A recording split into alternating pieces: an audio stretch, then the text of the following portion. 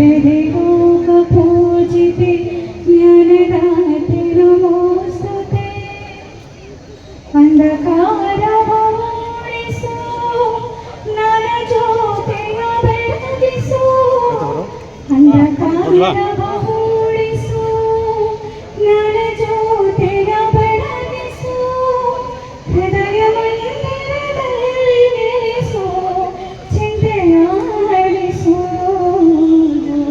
ಶಾಂತಿಯ ಉಳಿಸು ತಾಯಿ ಶಾರದೆ ಲೋಕ ಪೂಜಿತೆ ಜ್ಞಾನದಾತೆ ನಮೋಸ್ತುತೆ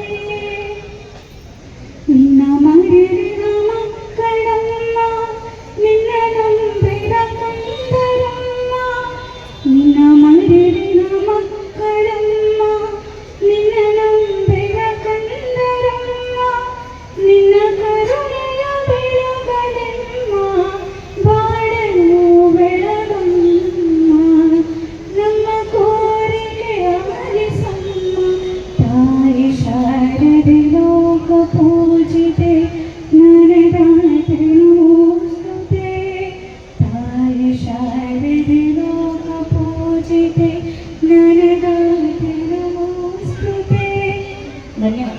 ಸರ್ಕಾರಿ ಕಾಲೇಜು ಸ್ವಾಯತ್ತ ಮಂಡ್ಯ 2025-26ನೇ ಶೈಕ್ಷಣಿಕ ಸಾಲಿನ ಸಾಂಸ್ಕೃತಿಕ, ಕ್ರೀಡೆ, ರಾಷ್ಟ್ರೀಯ ಸೇವಾ ಯೋಜನೆ, ಸ್ಕೌಟ್ಸ್ ಆ್ಯಂಡ್ ಗೈಡ್ಸ್ ಹಾಗೂ ರೆಡ್ ಕ್ರಾಸ್ ಚಟುವಟಿಕೆಗಳ ಸಮಾರೋಪ ಸಮಾರಂಭ ಮತ್ತು ಅಂತಿಮ ಪದವಿ ವಿದ್ಯಾರ್ಥಿನಿಯರಿಗೆ ಬೀಳ್ಕೊಡುಗೆ ಸಮಾರಂಭ. ಸಮಾರೋಪ ಎಂದರೆ ಅಂತ್ಯವಲ್ಲ, ಅದು ಹೊಸ ಭವಿಷ್ಯದ ಬಾಗಿಲು ತೆರೆಯುವ ಸುವರ್ಣ ಕ್ಷಣ. ಇಲ್ಲಿ ಕಲಿತ ಜ್ಞಾನ, ಪಡೆದ ಪ್ರೀತಿ ಮತ್ತು ಹಂಚಿಕೊಂಡ ಸಂತೋಷಗಳು ನಮ್ಮ ಜೀವನದ ದಾರಿ ದೀಪವಾಗಲಿ. ನಾವು ಇಂದು ಬೇರೆ ಬೇರೆ ದಾರಿಯಲ್ಲಿ ಸಾಗುತ್ತಿದ್ದರೂ ನಮ್ಮ ಹೃದಯಗಳನ್ನು ಒಂದಾಗಿಸಿದ ಈ ನೆನಪುಗಳು ಎಂದಿಗೂ ಅಳಿಯುವುದಿಲ್ಲ. ಜೀವನದಲ್ಲಿ ದೊಡ್ಡ ಸಾಧನೆ ಮಾಡಲು ಪ್ರತಿಭೆಗಿಂತ ಹೆಚ್ಚು ಅಗತ್ಯವಿರುವುದು ಧೈರ್ಯ, ಶಿಸ್ತು ಮತ್ತು ನಿರಂತರ ಪರಿಶ್ರಮ. ಕನಸುಗಳನ್ನು ದೊಡ್ಡದಾಗಿ ಇಡಿ, ಗುರಿಯನ್ನು ಸ್ಪಷ್ಟವಾಗಿ ಇಡಿ ಮತ್ತು ಯಾವ ಪರಿಸ್ಥಿತಿಯಲ್ಲೂ ಹಿಂಜರಿಯದೆ ಮುಂದೆ ಸಾಗಿರಿ ಎಂದು ಹೇಳುತ್ತಾ ಇಂದಿನ ಈ ಶುಭ ಸಮಾರಂಭದ ಉದ್ಘಾಟನೆಯನ್ನು ನೆರವೇರಿಸಲು ಆಗಮಿಸಿರುವ ಶ್ರೀ ಪಿ ರವಿಕುಮಾರ್, ಸನ್ಮಾನ್ಯ ಶಾಸಕರು, ಮಂಡ್ಯ ವಿಧಾನಸಭಾ ಕ್ಷೇತ್ರ ಹಾಗೂ ಅಧ್ಯಕ್ಷರು, ಕಾಲೇಜು ಅಭಿವೃದ್ಧಿ ಸಮಿತಿ, ತಮ್ಮ ಉಪಸ್ಥಿತಿ ಕಾರ್ಯಕ್ರಮದ ಸೊಗಸನ್ನು ಮತ್ತಷ್ಟು ಹೆಚ್ಚಿಸಿದೆ ಎಂದು ಹೇಳುತ್ತಾ ಕಾರ್ಯಕ್ರಮಕ್ಕೆ ಆತ್ಮೀಯ ಸ್ವಾಗತವನ್ನು ಕೋರುತ್ತೇನೆ. ಆಗಮಿಸಿರುವ ಶ್ರೀ ಭೈರೇಗೌಡ, ನಿವೃತ್ತ ಪ್ರಾಧ್ಯಾಪಕರು, ಶ್ರೀ ಆದಿಚುಂಚನಗಿರಿ ಕಲಾ, ವಾಣಿಜ್ಯ ಮತ್ತು ವಿಜ್ಞಾನ ಕಾಲೇಜು, ನಾಗಮಂಗಲ, ಇವರಿಗೆ ಕಾರ್ಯಕ್ರಮಕ್ಕೆ ಗೌರವಪೂರ್ವಕ ಸ್ವಾಗತವನ್ನು ಕೋರುತ್ತೇನೆ.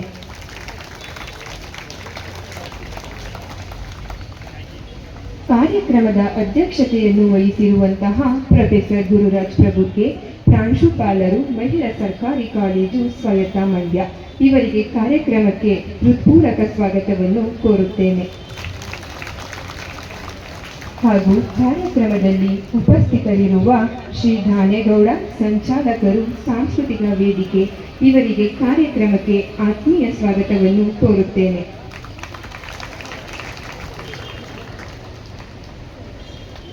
ಸಾಂಸ್ಕೃತಿಕ ವೇದಿಕೆಯ ಖಜಾಂಚಿಗಳಾದ ಕಾರ್ಯಕ್ರಮದಲ್ಲಿ ಉಪಸ್ಥಿತರಿರುವ ಮನೋಜ್ ಗೌಡ, ಇವರಿಗೆ ಕಾರ್ಯಕ್ರಮಕ್ಕೆ ಆತ್ಮೀಯ ಸ್ವಾಗತವನ್ನು ಕೋರುತ್ತೇನೆ.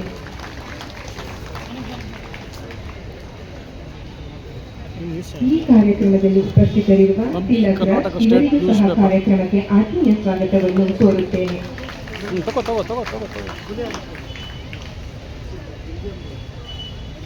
ಕಾರ್ಯಕ್ರಮಕ್ಕೆ ಆಗಮಿಸಿರುವಂತಹ ಶ್ರೀಧರ್ ನಗರಸಭೆ ಸದಸ್ಯರು, ಇವರಿಗೆ ಕೃತಜ್ಞತಾ ನುಡಿಗಳಿರುತ್ತವೆ.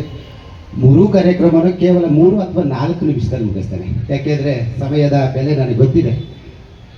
ಹಾಗಾಗಿ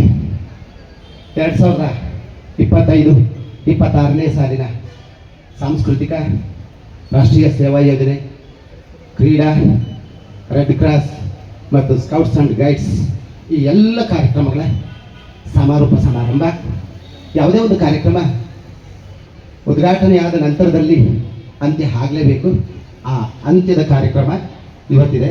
ಮುಂದಿನ ಸಾಲಿಂದು ಮುಂದೆ ಉದ್ಘಾಟನೆ ಆಗುತ್ತೆ, ನಂತರ ಸಮಾರೋಪ ಆಗುತ್ತೆ. ವೇದಿಕೆಯಲ್ಲಿ ಆಸೀನರಾಗಿರ್ತಕ್ಕಂತಹ ನಮ್ಮ ನಿಮ್ಮೆಲ್ಲರ ಪ್ರೀತಿಯ ಈ ಒಂದು ಕಾಲೇಜಿನ ಅಭಿವೃದ್ಧಿಯ ಹರಿಕಾರರಾಗಿರ್ತಕ್ಕಂತಹ ಮತ್ತು ನಮ್ಮ ಕಾಲೇಜಿನ ಹಿತೈಷಿನೂ ಕೂಡ. ನಮ್ಮ ಕಾಲೇಜು ಅಂದರೆ ಅವ್ರಿಗೆ ಏನೋ ಒಂಥರ ಪ್ರೀತಿ ಇದೆ. ಹಾಗಾಗಿ ಅವ್ರಿಗೆ ನಮ್ಮ ಮಂಡ್ಯ ವಿಧಾನಸಭಾ ಕ್ಷೇತ್ರದ ಜನಪ್ರಿಯ ಶಾಸಕರು ಆದಂತಹ ರವಿಕುಮಾರ್ ಪಿ ರವರನ್ನು ಸ್ಮರಿಸುತ್ತಾ, ಮತ್ತು ವೇದಿಕೆಯ ಮೇಲೆ ಆಸೀನರಾಗಿರ್ತಕ್ಕಂಥ ಎಲ್ಲ ಗಣ್ಯರು, ನಮ್ಮ ಗುರುಗಳಾದಂತಹ, ನನಗೆ ಪ್ರತಿಯೊಬ್ಬ ವ್ಯಕ್ತಿಗೂ ಒಬ್ಬೊಬ್ಬ ಮಾದರಿ ವ್ಯಕ್ತಿ ಇರ್ತಾರೆ. ನನಗೆ ಮಾದರಿ ವ್ಯಕ್ತಿ ನಮ್ಮ ಗುರುಗಳಾದಂತಹ ಬೈರೇಗೌಡರವರು, ಮತ್ತು ನಮ್ಮ ಜೀವನದ ರೂವಾರಿ ಮೀರಾ ಮೇಡಮ್ ರವರು. ಹಾಗಾಗಿ ಅವರನ್ನು ನಾವು ಸಂಸ್ಮರಿಸುತ್ತಾ ಮತ್ತು ವೇದಿಕೆಯಲ್ಲಿರ್ತಕ್ಕಂತಹ ಎಲ್ಲ ಗಣ್ಯರನ್ನು ಮತ್ತೆ ಮತ್ತೆ ನಾನು ಸ್ಮರಿಸುತ್ತಾ ಈ ಒಂದು ಪ್ರಾಸ್ತಾವಿಕ ನುಡಿಯನ್ನು ನಾನು ಆಡಲಿಕ್ಕೆ ಇಷ್ಟಪಡ್ತೇನೆ. ಪ್ರೀತಿಯ ವಿದ್ಯಾರ್ಥಿನಿಯರೇ, ನಾನು ಮೊದಲಿಂದ ಹೇಳ್ತಾ ಇರ್ತೇನೆ, ನನ್ನ ಶಕ್ತಿ ನೀವು, ನನ್ನ ಮೊದಲ ಆದ್ಯತೆ ನೀವು, ಈ ಒಂದು ಕಾರ್ಯಕ್ರಮದ ಸ್ಫೂರ್ತಿ ನೀವು, ಈ ಕಾರ್ಯಕ್ರಮದ ಯಶಸ್ಸು ನೀವು. ನಿಮ್ಮಿಂದಲೇ ಎಲ್ಲವೂ ನಿಮ್ಮಿಂದಲೇ. ನಾವು ನೆಪ ಮಾತ್ರ ಅಷ್ಟೇ, ನಾವು ಮಧ್ಯವರ್ತಿಯಾಗಿ ಅಷ್ಟೇ ಕಾರ್ಯಕ್ರಮವನ್ನು ರೂಪಿಸ್ತಾ ಇದ್ದೇವೆ. ಈ ಎಲ್ಲ ಕಾರ್ಯಕ್ರಮದ ಯಶಸ್ಸು ನಿಮಗೆ ಸಲ್ಲಬೇಕು. ಹಾಗಾಗಿ ನಿಮಗೆ ಈ ಒಂದು ಕಾರ್ಯಕ್ರಮದಲ್ಲಿ ಧನ್ಯವಾದವನ್ನು ಅರ್ಪಿಸುತ್ತಾ ನನ್ನ ಮಾತನ್ನು ಪ್ರಾರಂಭ ಮಾಡ್ತೇನೆ. ವಿದ್ಯಾರ್ಥಿನಿಯರೇ, 2025-26ನೇ ಸಾಲಿನ ಸಾಂಸ್ಕೃತಿಕ ಕಾರ್ಯದರ್ಶಿಯಾಗಿ ನಾನು ಆಕಸ್ಮಿಕವಾಗಿ ಬಂದದ್ದು. ನಾನೇನು ಈ ಕಾರ್ಯಕ್ರಮಕ್ಕೆ ಬರಬೇಕಂತ ಏನೇ ಇರಲಿಲ್ಲ. ಆದರೆ ಎಲ್ಲರ ಒತ್ತಾಸೆಯ ಮೇರೆಗೆ ನೀವು ಮಾಡಿ ಅಂತೇಳಿ ಕೊಟ್ಟಿದ್ದಾರೆ.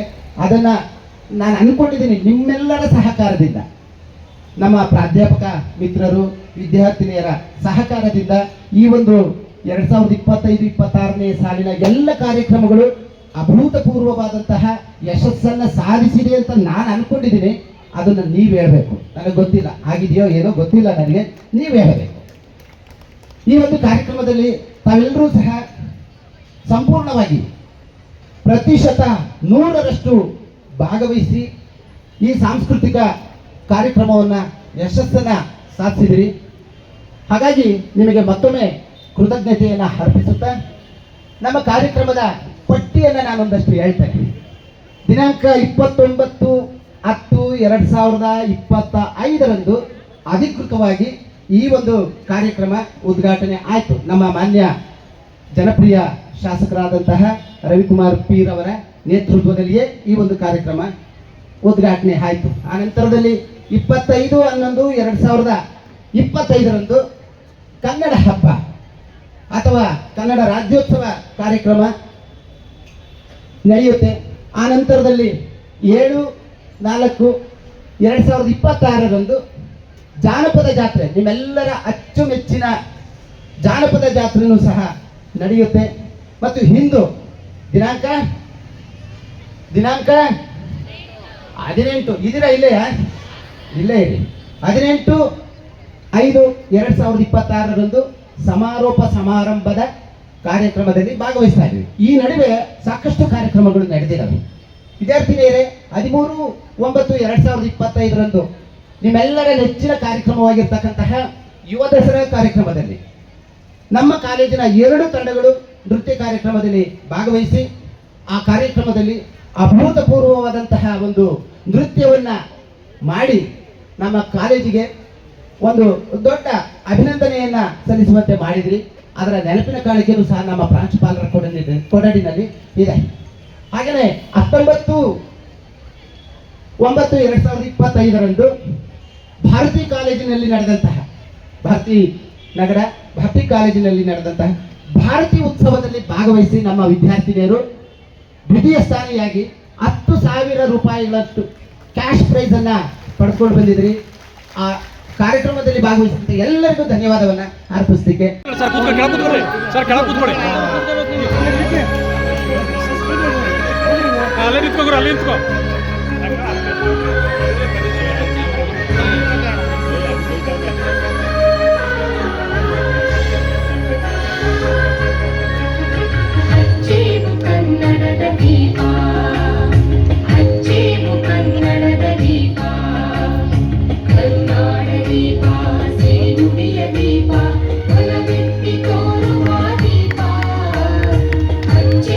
ಕನ್ನಡದ ದೀಪ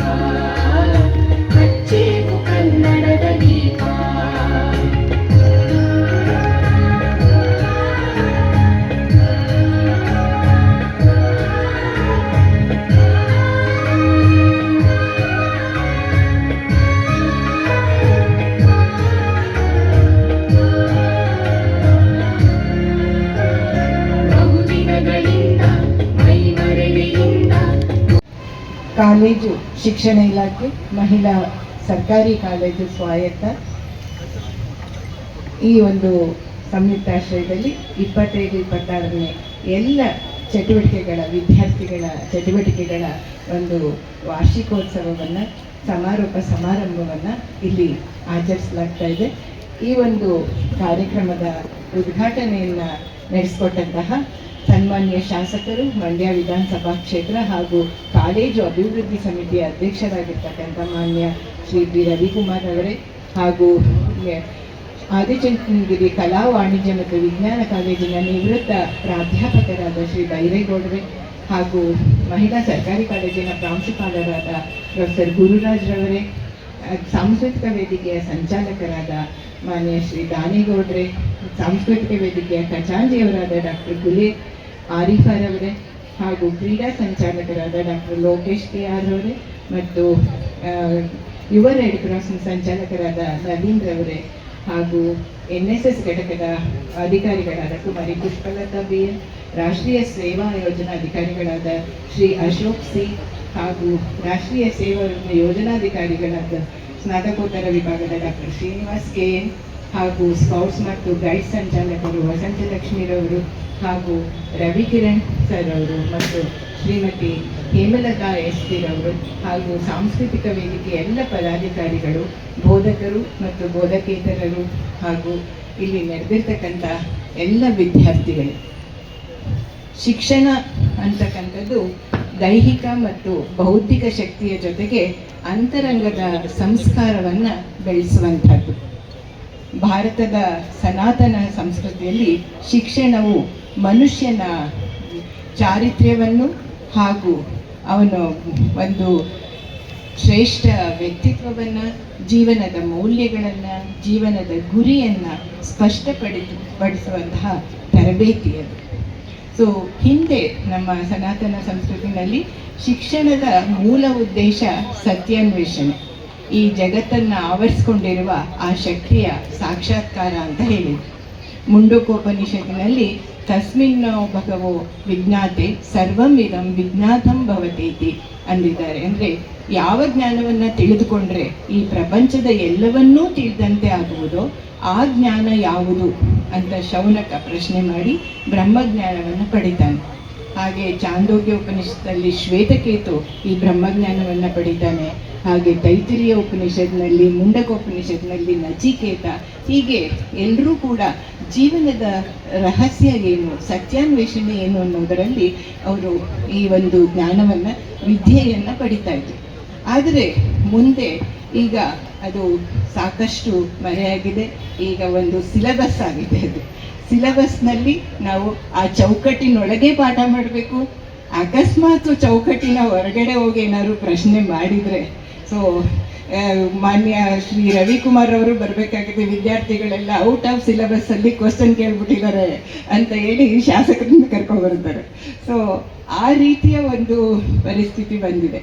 ಆದರೆ ಈಗ ಏನು ಮಾಡಬೇಕಾಗಿದೆ, ಆ ಸಿಲೆಬಸ್ನ ವಿದ್ಯಾರ್ಥಿಗಳು ಓದ್ತಾ ಅವರು ಇನ್ನೂ ಆ ಚೌಕಟ್ಟಿನ ಆಚೆ ಯೋಚನೆ ಮಾಡಬೇಕು. ಆ ಚೌಕಟ್ಟಿನ ಆಚೆ ಏನಿದೆ ಜೀವನ, ಹೇಗೆ ಈ ಜೀವನ ಇದಕ್ಕಿಂತಲೂ ದೊಡ್ಡದು ಅನ್ನೋದರ ಬಗ್ಗೆ ಅವರು ಚಿಂತನೆ ಮಾಡಬೇಕು. ಆ ರೀತಿ ಗುರುಗಳು ಅವರಿಗೆ ಒಂದು ಪ್ರೋತ್ಸಾಹವನ್ನು ಕೊಡಬೇಕು.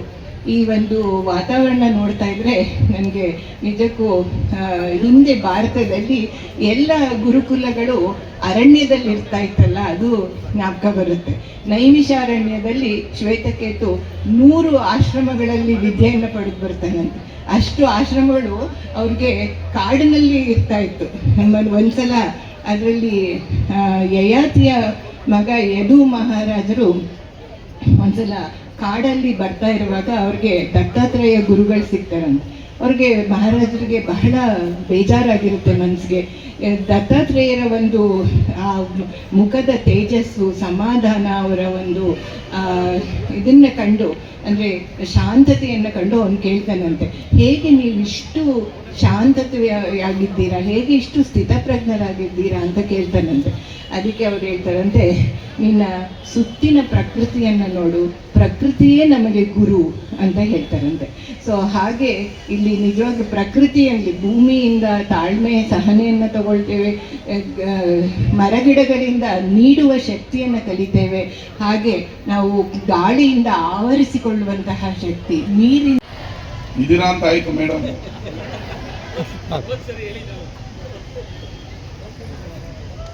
ಮಹಿಳಾ ಸರ್ಕಾರಿ ಕಾಲೇಜಿನಲ್ಲಿ ನಡೀತಾ ಇರುವಂತ ಸಮಾರೋಪ ಸಮಾರಂಭ, ಅಂತಿಮ ಪದವಿ ವಿದ್ಯಾರ್ಥಿಗಳಿಗೆ ಸಮಾರೋಪ ಮತ್ತೆ ಕಾಲೇಜಿನ ಎಲ್ಲ ಸಾಂಸ್ಕೃತಿಕ ಕಾರ್ಯಕ್ರಮಕ್ಕೆ ಇವತ್ತು ಕೊನೆಯ ದಿನ.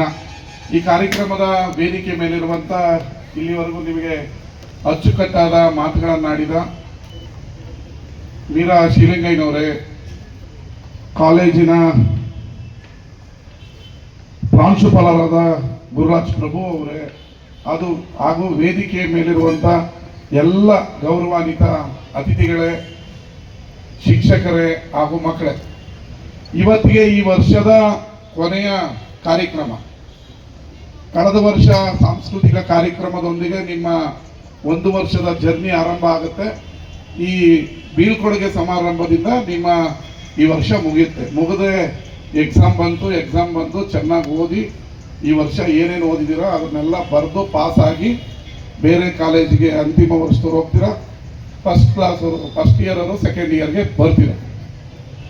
ಸರ್ಕಾರಿ ಕಾಲೇಜಲ್ಲಿ ಮಾತ್ರ ಸಾಧನೆ ಮಾಡೋದಕ್ಕೆ ಭಾಳ ಅವಕಾಶಗಳಿರುತ್ತೆ ಮೇಡಮ್. ಪ್ರೈವೇಟ್ ಬಗ್ಗೆ ಹೇಳ್ತಾ ಇಲ್ಲ ಅಂತ ಬೇಜಾರಾಗ್ಬಿಟ್ಟಿದೆ ಮೇಡಮ್.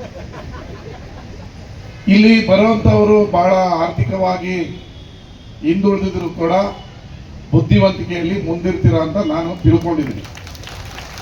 ನಿಮ್ಮನ್ನು 4 ಜೀವನದುದ್ದಕ್ಕೂ ಕಾಪಾಡ್ಬೋದು. ಒಂದು ನೀವು ಕಲ್ತಿರೋ ಶಿಕ್ಷಣ, ಇನ್ನೊಂದು ನಿಮ್ಮ ಅಪ್ಪ ಅಮ್ಮ, ಮತ್ತೆ ನಿಮ್ಮ ಟ್ಯಾಲೆಂಟು, ಮತ್ತೆ ಯಾರಾದರೂ ನಿಮ್ಮ ಸ್ನೇಹಿತರು ನಿಮಗೆ ಸಹಾಯ, ಅವನು ಚೆನ್ನಾಗಿದ್ರೆ ಸಹಾಯ ಮಾಡೋದಿಲ್ಲ, ಅವಳು ಚೆನ್ನಾಗಿದ್ರೆ ಸಹಾಯ ಮಾಡ್ಬೋದು. ಈ 4 ಜನ ನಿಮ್ಮನ್ನ ಜೀವನದಲ್ಲಿ ಮೇಲಕ್ಕೆ ತರಕ್ಕೆ ಸಾಧ್ಯ. ಇನ್ನೆಲ್ಲರೂ ಹೇಳೋದು ಸುಳ್ಳು, ಮಿಕ್ಕಿದ ಏನೂ ಮಾಡೋಕ್ಕಾಗಲ್ಲ. ನೀವು ಕಲ್ತಿರೋ ಶಿಕ್ಷಣ ನೀವು ಏನಾದರೂ ಸಾಧನೆ ಮಾಡ್ಬೋದು. ಬರೀ ಶಿಕ್ಷಣ ಇದ್ರೆ ಸಾಲದು, ಟ್ಯಾಲೆಂಟ್ ಇದ್ರೆ ಮಾತ್ರ ನಿಮ್ಮ ಸಾಧನೆಗೆ ದಾರಿ ಆಗುತ್ತೆ. ಅದಕ್ಕೆ ದುಡ್ಡು ಬೇಕಲ್ಲ. ದುಡ್ಡು ನಿಮ್ಮ ಅಪ್ಪ ಅಮ್ಮನ ಹತ್ರ ಇದ್ರೆ ದುಡ್ಡು ಕೊಡ್ತಾರೆ, ಇಲ್ಲ ನಿನ್ನ ಸ್ನೇಹಿತರು ಗೆಳೆಯರು ಸಹಾಯ ಮಾಡ್ಬೋದು. ಈ 4 ಜನ ಬಿಟ್ಟು ಇನ್ಯಾರೂ ನಿಮಗೆ ಸಹಾಯ ಮಾಡೋದಕ್ಕೆ ಸಾಧ್ಯ ಇಲ್ಲ. ಮದುವೆ ಆದ್ಮೇಲೆ ಗಂಡನ ಬಿಸ್ನೆಸ್ ನೋಡ್ಕೋಬಹುದು, ಅದು ಬೇರೆ ಪ್ರಶ್ನೆ. ಆದರೆ ಈ 4 ನಿಮ್ಮ ಜೀವನದಲ್ಲಿ ಮುಖ್ಯ ಆಗುತ್ತೆ. ಅದರಿಂದ ಟ್ಯಾಲೆಂಟನ್ನು ಉಪಯೋಗಿಸ್ಕೊಳ್ಳಿ. ಇವತ್ತು ಪೈಪೋಟಿ ಜಾಸ್ತಿ ಇದೆ. ಕೇವಲ ಓದೋದ್ರಿಂದ ಆಗಲ್ಲ. ಓದೋದ್ಮೇಲೆ ಏನು ಮದುವೆ ಮಾಡ್ತಾರೆ, ಮನೇಲಿ ಇರೋಣ ಅಂತ ಹೇಳಿದ್ರೆ ನಮ್ಮ ಮೀರಾ ಶಿವಲಿಂಗಯ್ಯ ಅಂತಾರ ನೀವಾಗಲ್ಲ. ಅವರೊಂದು ಶಾಲೆ ಕಟ್ಟಿದ್ದಾರೆ, ಕಾಲೇಜ್ ಕಟ್ಟಿದ್ದಾರೆ, 4,000 ಮಕ್ಕಳಿಗೆ ಶಿಕ್ಷಣ ಕೊಡ್ತಾರೆ. ಅವರು ನಿಮ್ಮ ಥರ ಮಹಿಳೆನೇ, ನಿಮ್ಮೂರಿನ ಹೆಣ್ಮಗಳೇ ಮದುವೆ ಆಗಿ ಬೇರೆಯವ್ರ ಮನೆಗೆ ಹೋದ್ರೂ ಕೂಡ ಇಂಡಿಪೆಂಡೆನ್ಸ್ ಆಗಿ ಬಿಸ್ನೆಸ್ ನಡೆಸ್ತಾರೆ, ಮಕ್ಳಿಗೆ ಸಹಾಯ ಮಾಡ್ತಾರೆ. ನಾನು ಈ ಕಾಲೇಜ್ ಸ್ಟಾರ್ಟ್ ಆದಾಗ ಒಂದು 10 ಸರಿ ಫೋನ್ ಹಾಕ್ತೀನಿ, ಸೀಟ್ ಬೇಕು, ಸೀಟ್ ಕೊಟ್ಮೇಲೆ ಏನೋ ಫೀಸ್ ಕಡಿಮೆ ಆಗಬೇಕು ಅಂತ. ಅವ್ರು ಏನು ಬೇಜಾರೇ ಮಾಡ್ಕೊಳ್ಳಲ್ಲ, ನೀವು ಹೇಳಿದ್ಮೇಲೆ ಕೊಡ್ತೀನಿ ಬಿಡಿ ಸರ್ ಅಂತ 50,000 ಕಡಿಮೆ ಮಾಡ್ತಾರೆ. ಹಾಗೆ ಆ ಥರ ಹೃದಯನೂ ಕೂಡ ಇರಬೇಕು. ಅವ್ರ ಥರ ನೀವು ಆಗಬೇಕಲ್ಲ. ಕಾಲೇಜ್ ಕಟ್ಟಬೇಕು, ಸ್ಕೂಲ್ ಕಟ್ಟಬೇಕು, ಇಲ್ಲ ಏನಾದರೂ ವಿಜ್ಞಾನಿ ಆಗಬೇಕು. ಆಗಬೇಕಾದ್ರೆ ಶ್ರದ್ಧೆಯಿಂದ ಓದಿ ಮಾರ್ಕ್ಸ್ ತಗೊಂಡು ಆಗಿ ಅನ್ನೋದು ನನ್ನ ಭಾವನೆ. ಮತ್ತು ಮುಂದಿನ ವರ್ಷ ನೀವೆಲ್ಲ IAS IPS ಓದಾಗಿ ಆಗಬೇಕು ಅಂತ ನಾನು ಈ ವರ್ಷನೇ ಮಾಡೋಣ ಅಂದ್ಕೊಂಡೆ. ನಾನು ಸ್ವಲ್ಪ ಸೋಂಬೇರಿತನ ತೋರಿಸಿದೆ. ಬರೋ ವರ್ಷದಿಂದ ನಿಮಗೆಲ್ಲ ಬೆಂಗಳೂರು ಮತ್ತು ಬೇರೆ ಕಡೆಯಿಂದ ಎಲ್ಲ ಶಿಕ್ಷಣ ತಜ್ಞರನ್ನ ಕರೆಸಿ ನಿಮಗೆ IAS IPS ಉಚಿತ ತರಬೇತಿಯನ್ನು ಮಂಡ್ಯದಲ್ಲಿ ಆರಂಭ ಮಾಡ್ತೀನಿ. ಈ ವರ್ಷ ಮಾಡೋಣ ಅನ್ನೋದು ಸರಿ ಟೈಮ್ ಮುಗಿದೋಗಿತ್ತು, ಆಗಲ್ಲ ಅಂತ ಆಯಿತು. ನೆಕ್ಸ್ಟ್ ವರ್ಷದಿಂದ ಮಾಡ್ತೀನಿ. ನೀವು ಕೂಡ ಕಾಂಪಿಟೇಟಿವ್ ಎಕ್ಸಾಮನ್ನು ಸ್ಪರ್ಧೆಗಳು ಆಗಬೇಕು ಅನ್ನೋದು ನನ್ನ ಆಸೆ. ಮಂಡ್ಯದವರು ನೀವು ಕೂಡ IPS IAS ಆಗಿ, ಈಗ ನಮ್ಮ ಮಂಡ್ಯದಲ್ಲಿರೋರೆಲ್ಲ ಯಂಗ್ಸ್ಟರ್ಸ್, ಅದರಿಂದನೇ ಮಂಡ್ಯ ಬದಲಾಗ್ತಾ ಇದೆ. DC ತಗೊಳ್ಳಿ, ಯಂಗ್ಸ್ಟರ್ ಇದ್ದಾರೆ. CO ತಗೊಳ್ಳಿ, ದೇಶಕ್ಕೆ ಫಸ್ಟ್ ರ್ಯಾಂಕ್. ನಿಮ್ಗೆ ಅದು ಅರ್ಥನೇ ಆಗಿಲ್ಲ ಪಾಪ. ಅಮ್ಮ ಕೈ ಮುಗಿದ್ರೆ ಸುಮ್ಮನೆ ಹಿಂಗೆ ಕೂತಿದ್ರು. ಅಮ್ಮ ಫಸ್ಟ್ ರ್ಯಾಂಕ್ ನಿಮ್ಗೆ ಗೊತ್ತಾ ನಂದಿನಿ? ನಿಮಗೆಲ್ಲ ಮಾದರಿ ಆಗಬೇಕು. ಒಬ್ಬ ಮೇಷ್ಟ್ರು ಮಗಳು, ಅವ್ರು ಇಲ್ಲಿಲ್ಲ, ನಾನು ಅಬ್ಸರ್ವ್ ಮಾಡ್ತೀನಿ. ಯಾವ್ದಾರ ಕಾಲೇಜಲ್ಲಿ ಹೋದ್ರೆ ಅವ್ರ ಹೆಸರು ಹೇಳೋದು ಸುಮ್ಮನೆ ಕೂತಿರ್ತೀರ. She is the first rank, ಇಂಡಿಯಾಗೆ ಫಸ್ಟ್ ರ್ಯಾಂಕ್, ಕರ್ನಾಟಕದ ಹೆಮ್ಮೆಯ ಮಗಳವರು. ನಮ್ಮ CO ಮಾಡಿದ್ದೀವಿ. ಇನ್ನು ನಮ್ಮ ಶೋಭಾ ರಾಣಿ ಅವರು IPS ಆಗಿದ್ದಾರೆ. ಎಲ್ಲ ಯಂಗ್ಸ್ಟಾರ್ ಇದ್ದಾರೆ. ಯಂಗ್ಸ್ಟಾರ್ಸ್ ಇರೋದ್ರಿಂದ ಮಂಡ್ಯ ಬದಲಾಗ್ತಾ ಇದೆ ಅನ್ನೋದು ನಿಮಗೂ ಅರ್ಥ ಆಗ್ತದೆ. ಒಂದಷ್ಟು ಕಾರ್ಖಾನೆ ತರಬೇಕು ಅಂತ ನಾನು ಪೈಪೋಟಿ ಬಿದ್ದು ಓಡಾಡ್ತಾ ಇದ್ದೀನಿ. ಸರಿಯಾಗಿ ಸ್ಪಂದನೆ ಸಿಗ್ತಲ್ಲ. ಅದು ಏನಾಗಿದೆ ಅಂತ ನೀವು ಪೇಪರಲ್ಲಿ ಓದ್ತಾ ಇರ್ತೀರ. ನನಗೆ ಪ್ರಾಮಾಣಿಕವಾಗಿ ಕಾರ್ಖಾನೆ ಬರಬೇಕು ಅನ್ನೋದು ನನ್ನ ಆಸೆ. ರಾಜಕೀಯ ಮಾಡಬಾರ್ದು. ನಾವೆಲ್ಲರೂ ಶಾಸಕರಾಗಿ ಏನು ಸಾಯೋವರೆಗೂ ಇರಲ್ಲ. ಇದ್ದಿದ್ದ ದಿವಸ ಅಧಿಕಾರದಲ್ಲಿ ಜನಕ್ಕೆ ಒಳ್ಳೇದು ಮಾಡಬೇಕು. ಒಂದಷ್ಟು ಕಾರ್ಖಾನೆ ಬಂದರೆ ಯಾರೋ ಮಕ್ಕಳಿಗೆ ಊಟ ಸಿಗುತ್ತೆ, ಒಂದು 5,000 ಜನಕ್ಕೆ ಕೆಲಸ ತರ್ತಾರೆ ಅಂತೇಳಿ ನಾನು ಜಾಗಗಳು ಹುಡುಕಿ ಕೊಡೋದು. ಕೆಲವರು ಮೈಯೆಲ್ಲ ಎಣ್ಣೆ ಹಾಕೊಂಡು ಎಸ್ಕೇಪ್ ಆಗ್ಬಿಡ್ತಾರೆ. ಏನು ಮಾಡೋಕ್ಕಾಗಲ್ಲ ಹಿರಿಯರವರು. ಆದರೆ ನನಗೆ ಕಾರ್ಖಾನೆ ಬರಬೇಕು ಅನ್ನೋದು ಆಸೆ, ಯಾರಾದರೂ ಆಗಲಿ ಅಂತ. ನೋಡೋಣ, ನಮ್ಮ ಸರ್ಕಾರದ ಹಿಂದೆ ಬಿದ್ದಿದ್ದೀನಿ ಇವಾಗ. ಒಂದು ಬಸರಾಳಲ್ಲಿ, ಇಲ್ಲಿ ಉಮ್ಡಳ್ಳಿಯಲ್ಲಿ 2 ಕಾರ್ಖಾನೆ ತರಬೇಕು ಅಂತ ಹಣ ಕೊಟ್ಟಿದ್ದೀನಿ. ಯಾವುದಾದ್ರೂ ಮಕ್ಳ ಕೆಲಸ ಇಲ್ಲೇ ಆಗಲಿ.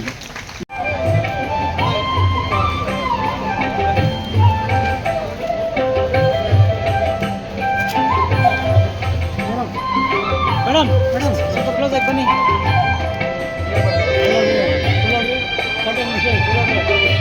ಹೆಣ್ಮಕ್ಳೇ ನಿಂತ್ಬಿಟ್ಟಿವಪ್ಪ. ಹಿಂದಕ್ಕೆ ಹೋಗಿ ಎಲ್ಲ ನೀಟಾಗಿ ಬರುತ್ತೆ. ಹಿಂದಕ್ಕೆ ಹೋಗಿ ಎಲ್ಲ ನೀಟಾಗಿ ಬರುತ್ತೆ.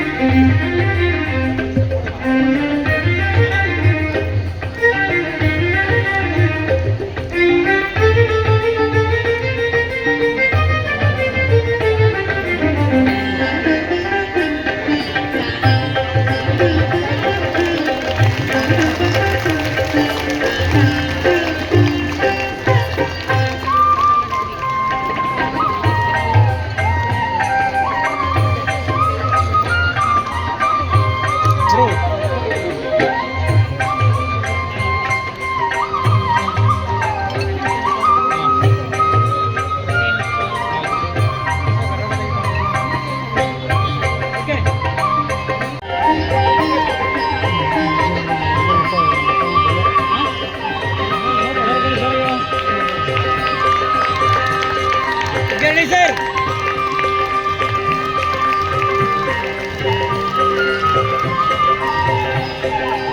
ಇರಮ್ಮ, ನಿಂದು ಆಯ್ತು ಕೇಳ್ಬೇಡ.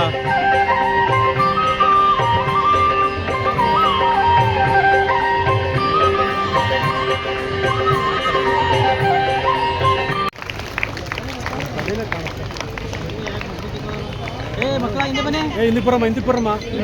ಬನ್ನಿ. Okay ready sir. ಈ ಸಾಲಿನ ಅತಿ ಹೆಚ್ಚು ಗ್ರಂಥಾಲಯವನ್ನು ಬಳಸಿರತಕ್ಕಂತಹ ವಿದ್ಯಾರ್ಥಿನಿಯರನ್ನ ವೇದಿಕೆ ಮೇಲೆ ಕರೀತಾ ಇದ್ದೀನಿ. ಸಮಿನಾ ಕನಂ PGಯಿಂದ. ದಯಮಾಡಿ ವಿದ್ಯಾರ್ಥಿನಿಯರು ವೇದಿಕೆ ಮುಂಭಾಗಕ್ಕೆ ಆಗಮಿಸಬೇಕು. ಈ ಕಾರ್ಯಕ್ರಮ ಆಯೋಜನೆ ಮಾಡಿರೋದೇ ನಿಮಗೋಸ್ಕರ. ಆದಷ್ಟು ಬೇಗ ಇಲ್ಲಿವರೆಗೆ ಹೇಗಿದ್ದರೋ ಅದೇ ರೀತಿಯಲ್ಲಿ ಕಾರ್ಯಕ್ರಮ ಮುಗಿಯೋವರೆಗೂ ಕೂಡ ನೀವಿದ್ದರೆ ಈ ಕಾರ್ಯಕ್ರಮಕ್ಕೆ ಯಾರ್ಯಾರು ಶ್ರಮಪಟ್ಟಿದ್ದಾರೋ ಪ್ರಾಚಾರ್ಯರಿಗೆ ಮತ್ತು ಸಾಂಸ್ಕೃತಿಕ ಕಾರ್ಯದರ್ಶಿಗಳಿಗೆ ಮತ್ತು ವಿವಿಧ NSS ಘಟಕದ ಅಧಿಕಾರಿಗಳಿಗೆ ಮತ್ತು ಕ್ರೀಡಾ ಚಟುವಟಿಕೆಗಳಿಗೆ ಸ್ಕೌಟ್ ಗೈಡ್ಸ್ ಇವರೆಲ್ಲರಿಗೂ ಕೂಡ ನೀವು ಗೌರವ ಕೊಟ್ಟಾಗುತ್ತೆ. ಈ ದಿನ ನಿಮ್ಮ ಜೀವನದ ಒಂದು ಮಹತ್ವವಾದಂತಹ ದಿನ. ಅದರಲ್ಲೂ ಅಂತಿಮ ಪದವಿ ವಿದ್ಯಾರ್ಥಿಗಳು 3 ವರ್ಷ ಇಲ್ಲಿ ಓದಿ ನಿಮ್ಮ ಮುಂದಿನ ಭವಿಷ್ಯವನ್ನು ರೂಪಿಸ್ಕೊಳ್ಳುವಂತಹ ಸಂದರ್ಭಕ್ಕೋಸ್ಕರ ಕೆಲವರಿಗೆ ಅನುಕೂಲ ಇದ್ದರೆ ಮುಂದಿನ ಶಿಕ್ಷಣವನ್ನು ಪಡ್ಕೋಬೋದು. ಇಲ್ಲ ಅಂದರೆ ಹೇಗಿದ್ದರೂ ಡಿಗ್ರಿ ಆಗಿದೆ, 21 ವರ್ಷ ತುಂಬಿದೆ, ತಂದೆ ತಾಯಿಗಳದಂಥ ನಮ್ಮ ಜವಾಬ್ದಾರಿನೂ ಇದೆ ಅಂತ ಹೇಳಿ ಒಳ್ಳೆಯ ಒಂದು ಸಂಬಂಧವನ್ನು ಹುಡುಕಿ ಆದರ್ಶ ಗೃಹಿಣಿಯಾಗಿ ಈ ಭಾರತ ಮಾತೆಯ ಸುಪುತ್ರಿಯಾಗಿ ಬಾಳಿ ಬದುಕಲಿ ಅಂತ ಹೇಳ್ಬೋದು. ಹಾಗಾಗಿ ಇವತ್ತಿನ ಸರ್ಕಾರಿ ಮಹಿಳಾ ಕಾಲೇಜು ಸ್ವಾಯತ್ತ ಸಂಸ್ಥೆ ಸಾಂಸ್ಕೃತಿಕ ಸಮಾರಂಭ ಈ ಒಂದು ಕಾರ್ಯಕ್ರಮದ ಉದ್ಘಾಟನೆಯನ್ನು ಮಾಡಿದಂಥವರು ಜನಪ್ರಿಯ ಶಾಸಕರಾದಂತಹ ರವಿಕುಮಾರ್ ಗಣಿಗ ಅವರು. ಬಹುಶಃ ಮುಖ್ಯಮಂತ್ರಿ ಬಂದಿದ್ರು ಕೂಡ ಇಷ್ಟೊಂದು ಭರವಸೆ ಅಂತಲ್ಲ, ಕಾರ್ಯ ಮಾಡಿಕೊಡ್ತೀನಿ ಅಂತ ಹೇಳೋಕ್ಕಾಗ್ತಿರಲಿಲ್ಲ. ಯಾಕೆಂದರೆ ಅವ್ರಿಗೆ ರಾಜ್ಯದಲ್ಲಿ ಇದೊಂದೇ ಕಾಲೇಜ್ ಅಲ್ಲ, ಇಲ್ಲಿ ಈ ಕಾಲೇಜಲ್ಲಿ ಆಗ್ತಿದ್ದಂಗೆ ಪಕ್ಕದ ಜಿಲ್ಲೆನಲ್ಲ, ಪಕ್ಕದ ತಾಲೂಕಿನಲ್ಲೂ ಅಲ್ಲೂ ಕರೆಸ್ತಾರೆ. ಸರ್, ಮಂಡ್ಯ ಸ್ವಾಯತ್ತ ಕಾಲೇಜ್ ಮಾತ್ರ ನಿಮ್ಗೆ ಕಾಣುತ್ತೆ, ನಮ್ಮ ಕಾಲೇಜು ನಮ್ಮ ಮಕ್ಕಳು ನಿಮಗೆ ಕಾಣಲ್ವಾ ಅನ್ನೋ ಒಂದು ಭಾವನೆ ಬರುತ್ತೆ. ಆದರೆ ಇವರು ನಮ್ಮ ಆದಿಚುಂಚನಗಿರಿ ಮಹಾಸಂಸ್ಥಾನದ ಪೀಠಾಧ್ಯಕ್ಷರಿದ್ದರು. ಪದ್ಮಭೂಷಣ ಭೈರವೈಕ್ಯ ಡಾಕ್ಟರ್ ಶ್ರೀ ಶ್ರೀ ಬಾಲಗಂಗಾಧರನಾಥ ಮಹಾಸ್ವಾಮಿಗಳು. ಅವರು ವೇದಿಕೆಯಲ್ಲಿ ಮುಖ್ಯಮಂತ್ರಿಗಳೇ ಇರಲಿ ಅಥವಾ ಪ್ರಧಾನಮಂತ್ರಿಗಳೇ ಇರಲಿ ಒಂದು ಮಾತನ್ನು ಅವರು ಹೇಳ್ತಿದ್ರು, ಅಧಿಕಾರ ಇದ್ದಾಗ 4 ಜನಕ್ಕೆ ಒಳ್ಳೇದು ಮಾಡಿ, ಅಧಿಕಾರ ಇಲ್ಲದೆ ಇದ್ದಾಗ ಯಾರೂ ಏನು ಸಾಧನೆ ಮಾಡೋಕ್ಕಾಗಲ್ಲ.